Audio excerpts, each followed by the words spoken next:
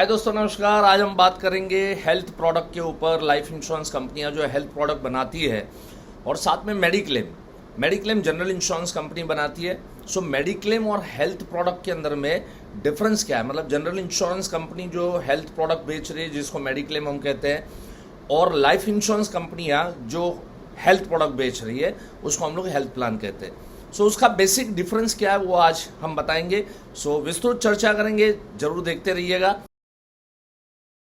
दोस्तों नमस्कार, मैं Mukesh Joshi, Indian institute of excellence से आप सभी का हार्दिक स्वागत करता हूं। हर सोमवार को एक वीडियो लेके आपके बीच में उपस्थित होता हूं। आज का अनोखा टॉपिक के साथ मैंने पिछले हफ्ते भी बताया था कि इस हफ्ते के अंदर में इस सोमवार को मैं आज मेडिक्लेम और हेल्थ प्रोडक्ट की चर्चा हम लोग डिटेल में करने वाले हैं। एज यू नो कि लास्ट तक जरूर रुकिएगा। लास्ट में ऐसी कोई पॉइंट दिखाता हूं कि जो बहुत इंपॉर्टेंट होता है, जो पॉइंट शुरू में नहीं बता सकता हूं, क्योंकि एक कोई भी टॉपिक होता है तो उस टॉपिक को अच्छे से समझ लेने के बाद पंच लाइन इंपॉर्टेंट होती है। सो हमेशा मेरे वीडियो एंड तक जरूर देखिए। आप देख ही रहे हैं, और जितने लोग यहाँ पर देख रहे हैं, मैं देखा कि लास्ट टाइम मैंने जब अपील किया था कि आपके कमेंट की मैं राह देखता हूँ, आपके लाइक की मैं राह देखता हूँ, बहुत सारे लोगों ने कमेंट भी किए, बहुत सारे लोगों ने लाइक भी किए। So thanks a lot. और इसी तरह से मेरे हर वीडियो को लाइक कीजिए, और हर सोमवार को वीडियो देता हूँ। हर सोमवार को पिछले 6-7 सालों से जब ये वीडियो चलती है, every Monday between 5 to 6 PM में ये मेरा नया वीडियो अपलोड हो जाता है। चलिए बात करते हैं, मेडिक्लेम लेना चाहिए या हेल्थ प्रोडक्ट लेना चाहिए? मेडिक्लेम बेचना चाहिए या हेल्थ प्रोडक्ट बेचना चाहिए? आज बहुत सारे एजेंट हैं जो सिर्फ जनरल इंश्योरेंस में मेडिक्लेम का ही काम करते हैं, और बहुत सारे ऐसे भी एजेंट हैं कि जो सिर्फ लाइफ इंश्योरेंस के प्रोडक्ट के ऊपर काम करते हैं, और बहुत सारे ऐसे भी एजेंट हैं जो हेल्थ प्रोडक्ट लाइफ इंश्योरेंस के भी बेचते हैं, और साथ साथ में जनरल इंश्योरेंस के भी एजेंसी होने की वजह से वो मेडिक्लेम के ऊपर भी फोकस करते हैं। कई बार मैंने देखा कई एजेंट जो है वो कन्फ्यूज़न में होते हैं कि हम मेडिक्लेम बेचने चाहिए या हेल्थ प्रोडक्ट बेचने चाहिए, या दोनों बेचने चाहिए, या कौन सा बेचना चाहिए। तो इसको थोड़ा खुल के हम चर्चा करेंगे। हो सकता है इसके कुछ एडिटेड जो पार्ट है वो करके, जो सक्सेसफुल लाइव करके मेरा चैनल है उस पर भी डालूंगा, ताकि कस्टमरों को ये समझ में आ पाए कि मेडिक्लेम और हेल्थ प्रोडक्ट के बीच में बेसिक डिफरेंस क्या है। Now you know what is mediclaim. Mediclaim का मतलब है मैं अस्पताल में एडमिट हुआ और उस अस्पताल का जो बिल है वो बिल इंश्योरेंस कंपनी मुझे रीइंबर्स करके देती है। इसको हम कहते हैं मेडिक्लेम। सिंपल शब्दों में अगर कहे तो इसको कहते हैं mediclaim. Now what is health product जो लाइफ इंश्योरेंस कंपनियां बनाती है? ये हेल्थ प्रोडक्ट जो है, इसका मतलब है कि आप अस्पताल में एडमिट हुए तो हम तुम्हें तुम्हारे सम एश्योर्ड के हिसाब से और तुम्हें तुम्हारी बीमारी के हिसाब से हम तुम्हें एक एक्स अमाउंट हम तुम्हें दे देंगे। कोई मैटर नहीं करता आपका बिल अमाउंट क्या हुआ, आप कितने दिन अस्पतालाइज हुए, क्या हुए, इसको कोई मैटर नहीं करता। बिल अमाउंट को कोई मैटर नहीं करता। दवाई के ऊपर, ट्रीटमेंट के ऊपर, जो एक्चुअल ट्रीटमेंट और दवाई का जो खर्चा हुआ है उसको लाइफ इंश्योरेंस के हेल्थ प्रोडक्ट से जनरली कोई लेना देना नहीं होता है। कितने दिन अस्पताल में एडमिट रहे उससे लेना देना है, कितने का समय श्योर है उससे लेना देना है। अगर इसका फर्क मैं आपको समझाऊं तो मैं ये बता सकता हूं, या पार्टी को जब समझाना है तो हम ये बता सकते हैं कि मेडिक्लेम का मतलब है तुम्हारा खर्चा रिइंबर्समेंट करना, और लाइफ इंश्योरेंस कंपनी का जो हेल्थ प्रोडक्ट है उसका मतलब है कि उन दिनों में जब आप हॉस्पिटलाइज रहे तो उन दिनों में जो आपका इनकम लॉस हुआ, आप दुकान चला रहे हैं या बिजनेस कर रहे हैं या आप जॉब कर रहे हैं तो आपको छुट्टी लेना पड़ेगा। प्राइवेट कंपनी में अगर हम जॉब कर रहे हैं तो आप सभी को मालूम है सिक लीव भी वहाँ पर होती नहीं है। तो उस समय जो आपका इनकम लॉस हुआ, डेट इनकम रीइंबर्समेंट हम हेल्थ प्रोडक्ट से उठा सकते हैं। सिंपल बात है। अब देखो इसमें गलती क्या होती है, और एजेंट क्या गलती करते हैं या पार्टियाँ क्या गलती करती है। अब जो एजेंट खाली मेडिक्लेम बेचते हैं ना, तो वो लोग सिर्फ मेडिक्लेम के ऊपर फोकस करते हैं। उसमें बुरा कुछ नहीं, उसमें गलत कुछ नहीं। लेकिन अगर किसी ने हेल्थ प्लान बेचा, कोई दूसरे एजेंट ने बेचा, तो उस समय पे ये कहना गलत बात है कि नहीं आप खाली मेडिक्लेम चालू रखो, उसको बंद कर दो। सिर्फ पार्टियां अनजान है, पार्टियों को मालूम नहीं है। तो पार्टियां क्या कहती है कि नहीं मैंने हेल्थ प्लान ले लिया है तो मुझे अभी मेडिक्लेम की जरूरत नहीं है।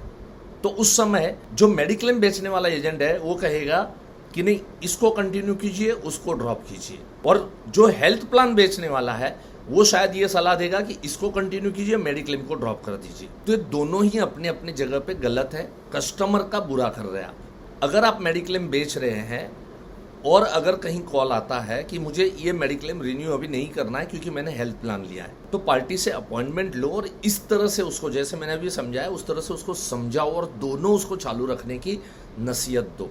अगर आप दोनों कर रहे हो तो कई बार क्या करते हैं कि हम मेडिक्लेम बेचते हैं लेकिन हेल्थ प्रोडक्ट पे ध्यान नहीं देते, या तो हम हेल्थ प्रोडक्ट बेचते हैं लेकिन जनरल इंश्योरेंस का फायर पॉलिसी है या दूसरे पॉलिसीज के ऊपर ध्यान देते, मेडिक्लेम के ऊपर ध्यान नहीं देते।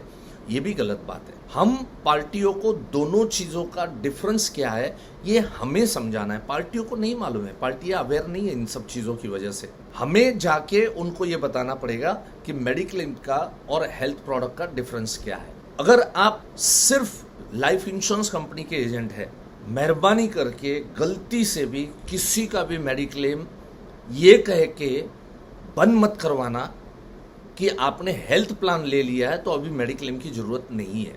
मैं देख रहा हूं कि बहुत सारे एजेंट ये चीजें कर रहे हैं। मेडिक्लेम बंद करवाने के वजह से पार्टी का जो रीइंबर्समेंट है, अब समझ लो इसमें कैसा होता है कि अस्पतालाइज का बिल आ गया 1 लाख का, जो हेल्थ प्लान लिए है अब वो डिपेंड करता है कि वो हेल्थ प्लान कौन से है, कौन सी बीमारी है, कितने दिन अस्पताल में रहे, सर्जिकल ट्रीटमेंट हुई या नहीं हुई, ये सब चीज़ों के ऊपर उसका क्लेम सेटल होता है। कई बार ऐसा होता है कि 1 लाख रुपया अस्पताल का बिल आया और हेल्थ प्लान जो है वो 2 लाख रुपए देते हैं। और कई बार ऐसा भी होता है कि अस्पताल का बिल आया 2 लाख और हेल्थ प्लान ने दिया 1 लाख। कई बार ऐसा भी होता है कि मेडिक्लेम का बिल आया 2 लाख लेकिन मेडिक्लेम कंपनी ने शायद दिया 1.5 लाख, क्योंकि सम एश्योर्ड के ऊपर डिपेंड करता है कि पर डे का जो रूम चार्ज है वो सम एश्योर्ड का 1% के हिसाब से होता है।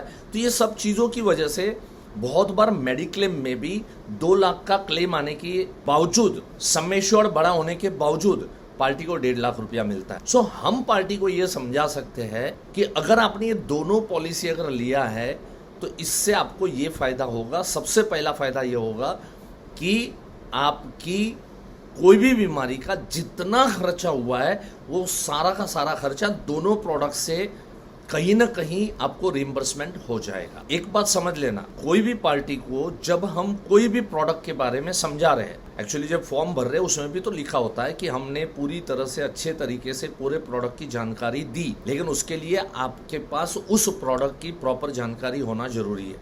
हेल्थ प्रोडक्ट की प्रॉपर जानकारी रखो और प्रॉपर जानकारी रख के वो प्रोडक्ट पार्टी के सामने अपने को पेश करना है। अगर ज़रूरत लगी तो मैं हेल्थ प्रोडक्ट कौन से हैं LIC के, उसके ऊपर कभी आगे जाके मैं वीडियो बनाऊंगा। अगर आपको लग रहा है कि ये बनाना चाहिए तो ज़रा कमेंट कीजिए, मुझे भी तो पता चले कि आपकी रिक्वायरमेंट क्या है, आप किस तरह की वीडियोस की अपेक्षा रखते हैं, तो डेफिनेटली मैं बनाऊंगा उसके ऊपर। कमेंट जरूर कीजिए। तो आज के वीडियो से आपको ये समझ में आ गया कि जहाँ पर मेडिक्लेम है वहाँ पर आप हेल्थ प्लान जरूर बेचें, जहाँ पर हेल्थ प्लान है वहाँ पर आप मेडिक्लेम जरूर बेचें, जहाँ पर मेडिक्लेम बिका हुआ है वहाँ कभी भी मेडिक्लेम बंद करके हेल्थ प्लान लो, इसकी नसीहत मत देना। और जहाँ पर मेडिक्लेम बिका हुआ है वहाँ पर कहीं पर भी हेल्थ प्रोडक्ट की ज़रूरत नहीं है, ये नसीहत भी मत देना।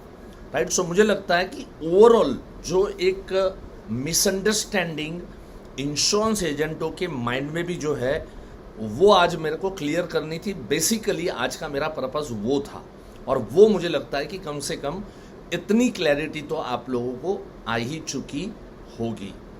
एंड नेक्स्ट वीक के अंदर मैं एक बहुत ही ज़बरदस्त टॉपिक लेके आ रहा हूँ कि हमारे बिजनेस में जो रुकावटें आती है, कौन से एजेंट फ्लरिश होते हैं और कौन से एजेंट जो है वो वीक पड़ते हैं। अगर ये दोनों का एनालिसिस हो जाएगा तो वीक एजेंट को पता तो चलेगा कि मुझे अगर फ्लरिश होना है तो मुझे क्या करना पड़ेगा, और जो स्ट्रॉन्ग एजेंट है उनको ये पता चलेगा कि हमें कभी भी इस पोजीशन के ऊपर में नहीं आना है, तो हमें कभी इस मोड के ऊपर में नहीं जाना है। इस विषय को लेके अगले सोमवार को वीडियो लेके आपके बीच में आऊँगा। मेरा ऑनलाइन एडवांस कोर्स अभी होने जा रहा है जिसमें 32 प्रोजेक्ट्स हैं। अगर आपने बेसिक कोर्स किया है ऑनलाइन, डेफिनेटली मेरे उस ऑनलाइन के एडवांस कोर्स को ज्वाइन जरूर कर लीजिए, जिसमें डिफरेंट प्रोजेक्ट के ऊपर में आपको बात बताया जाएगा। यहाँ पर पोस्टर है, उसको क्या कीजिए, होल्ड कीजिए और उसके टॉपिक पढ़ लीजिए। 32 टॉपिक है जो पॉसिबल नहीं कि यहाँ पर मैं आप लोगों को डिटेल में समझा पाऊँ, डिटेल में मैं आपको बता पाऊँ। सो जरूर इसको ज्वाइन कीजिए। आप कहेंगे मुकेश भाई हमने बेसिक कोर्स नहीं किया है, तो ऑनलाइन बेसिक कोर्स कर लीजिए।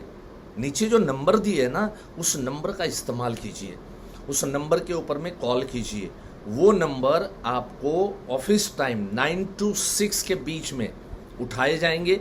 अगर न उठाया जाए तो एक बार कभी भी आप कॉल करना चाहे, रात को 10 बजे भी कर लीजिए। उस मिस कॉल के ऊपर हमारा स्टाफ आपको डेफिनेटली कॉल करेगा। So thank you so much, have a nice time, God bless you, love you all. मिलते हैं अगले सोमवार को नए टॉपिक के साथ।